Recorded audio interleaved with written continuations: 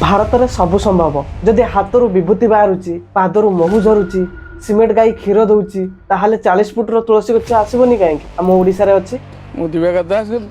गया तुलसी लंबा लंबा पत्र ये कि तुलसी मु तो जानी सब ठीक ठाक अच्छी किंतु परवर्ती अवस्था रे से गया तुलसी आउ बिछुआती न बाहर से निराश्र होई जगन्नाथं को डाकी थाए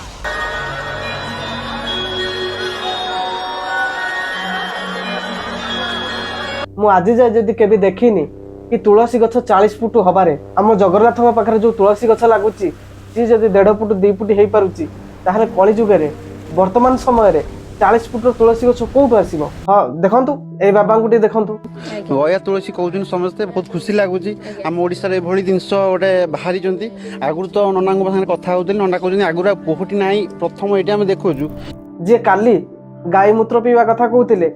गोटा हलदी खाइबा कथा कहउतिले आज सी बीमार रे पड़िचंती। 3 साल से दर्द कैंसर नामक रोग बना हुआ ओमती को कृपा हो जाएगी आशीर्वाद। ये घंटे ज्योति जलाएं 50 ग्राम देसी गाय के गौमूत्र में 2 खड़ी हल्दी की गांठ पीस करके मिला करके रोगी को पिलाएं लाभ 100% होगा। एमती सब दुनिया चली आम ओडिशा भी बहुत आगू जीव बहुत फेमस हम समस्त जानवे ओडिशा को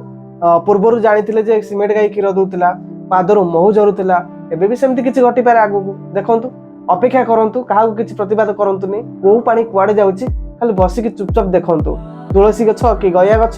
कि बिछुआती गछ कि पोकसुआ गछ सब सामना को आसीजिवो।